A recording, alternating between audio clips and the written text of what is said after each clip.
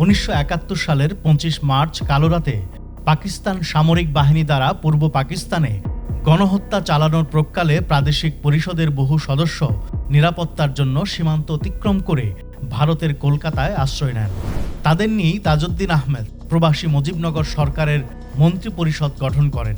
তার নির্দেশেই অধ্যাপক রেহমান সুবহান স্বাধীনতার ঘোষণাপত্রের একটি খসড়া প্রণয়ন করেন, আর ব্যারিস্টার আমিরুল ইসলাম এর আইনগত দিকগুলোর সম্পাদনা করেন। এরপর 1971 সালের 17 এপ্রিল মুজিবনগর সরকারের শপথ অনুষ্ঠানে গণপরিষদের সদস্য অধ্যাপক এম ইউসুফ আলী আনুষ্ঠানিকভাবে সর্বপ্রথম স্বাধীনতার ঘোষণাপত্রটি পাঠ করেন। ওই ঘোষণাপত্রে উল্লেখ করা হয়, যেহেতু 1970 সালের 7 ডিসেম্বর থেকে 1971 সালের 17 জানুয়ারি পর্যন্ত বাংলাদেশে অবাধ নির্বাচনের মাধ্যমে শাসনতন্ত্র রচনার উদ্দেশ্যে প্রতিনিধি নির্বাচিত করা হয়েছিল এবং যেহেতু এই নির্বাচনে বাংলাদেশের জনগণ 169টি আসনের মধ্যে আওয়ামী লীগ দলীয় 166 জন প্রতিনিধি নির্বাচিত করেছিল এবং যেহেতু জেনারেল ইয়াহিয়া খান 1971 সালের 3 মার্চ তারিখে শাসনতন্ত্র রচনার উদ্দেশ্যে নির্বাচিত প্রতিনিধিদের অধিবেশন আহ্বান করেন এবং যেহেতু তিনি আহত এই অধিবেশন স্বেচ্ছাচার ও বেআইনিভাবে অনির্দিষ্টকালের জন্য বন্ধ ঘোষণা করেন এবং যেহেতু পাকিস্তান কর্তৃপক্ষ তাদের প্রতিশ্রুতি পালন করার পরিবর্তে বাংলাদেশের জনপ্রতিনিধিদের সঙ্গে পারস্পরিক আলোচনাকালে ন্যায়নীতি বহির্ভূত এবং বিশ্বাসঘাতকতামূলক যুদ্ধ ঘোষণা করেন এবং যেহেতু উল্লেখিত বিশ্বাসঘাতকতামূলক কাজের জন্য উদ্ভূত পরিস্থিতির পরিপ্রেক্ষিতে বাংলাদেশের 7.5 কোটি মানুষের অবিসংবাদিত নেতা শেখ মুজিবুর রহমান জনগণের আত্মনিয়ন্ত্রণাধিকার অর্জনের আইনানুগ অধিকার প্রতিষ্ঠার জন্য 1971 সালের 26 মার্চ ঢাকায় যথাযথভাবে স্বাধীনতা ঘোষণা করেন এবং বাংলাদেশের অখণ্ডতা ও মর্যাদা রক্ষার জন্য বাংলাদেশের জনগণের প্রতি উদাত্ত আহ্বান জানান এবং যেহেতু পাকিস্তান কর্তৃপক্ষ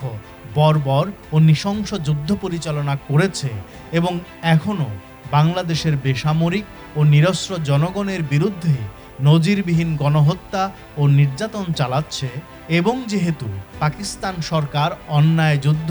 ও গণহত্যা এবং নানাবিধ নৃশংস অত্যাচার পরিচালনার দ্বারা বাংলাদেশের গণপ্রতিনিধিদের পক্ষে একত্রিত হয়ে শাসনতন্ত্র প্রণয়ন করে জনগণের সরকার প্রতিষ্ঠা করা অসম্ভব করে তুলেছে এবং যেহেতু বাংলাদেশের জনগণ তাদের বীরত্ব, সাহসিকতা ও বিপ্লবী কার্যক্রমের মাধ্যমে বাংলাদেশের উপর তাদের কার্যকরী কর্তৃত্ব প্রতিষ্ঠা করেছে, সার্বভৌম ক্ষমতার অধিকারী বাংলাদেশের জনগণ নির্বাচিত প্রতিনিধিদের প্রতি যে ম্যান্ডেট দিয়েছেন সে ম্যান্ডেট মোতাবেক আমরা নির্বাচিত প্রতিনিধিরা আমাদের সমবায়ে গণপরিষদ গঠন করে পারস্পরিক আলাপ আলোচনার মাধ্যমে বাংলাদেশের জনগণের জন্য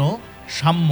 মানবিক মর্যাদা ও সামাজিক ন্যায় বিচার প্রতিষ্ঠা করার উদ্দেশ্যে বাংলাদেশকে একটি সার্বভৌম গণপ্রজাতন্ত্র ঘোষণা করছি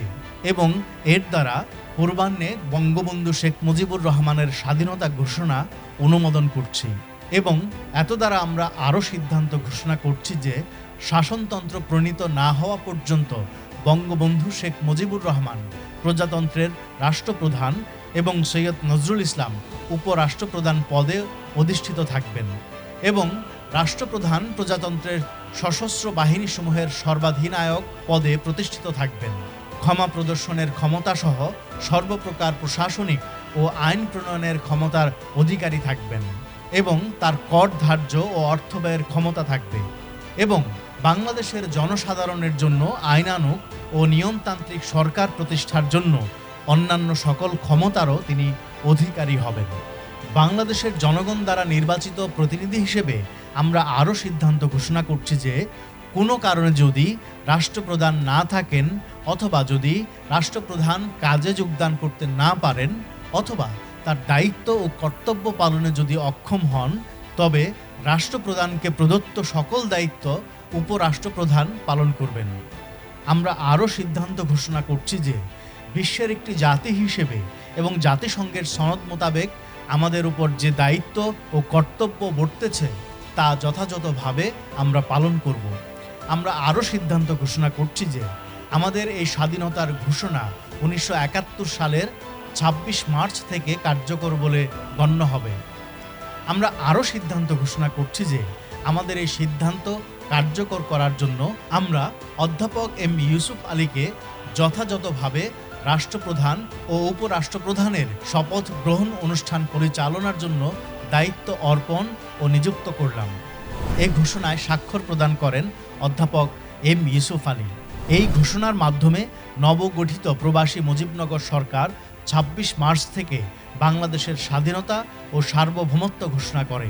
মুক্তিযুদ্ধে অংশগ্রহণকারী সকলের মধ্যে চেইন অফ কমান্ড স্থাপনের বলিষ্ঠ ভূমিকা পালন করে স্বাধীনতার এই ঘোষণাপত্রটি। মুক্তিযুদ্ধ চলাকালীন ৯ মাস মুজিবনগর সরকার পরিচালনার অন্তর্বর্তীকালীন সংবিধান হিসেবে এই ঘোষণাপত্র কার্যকর ছিল। ১৯৭১ সালের ১৬ ডিসেম্বর বাংলাদেশ স্বাধীন হওয়ার পরও এই ঘোষণাপত্রটি সংবিধান হিসেবে অনুসরণ করা হতো।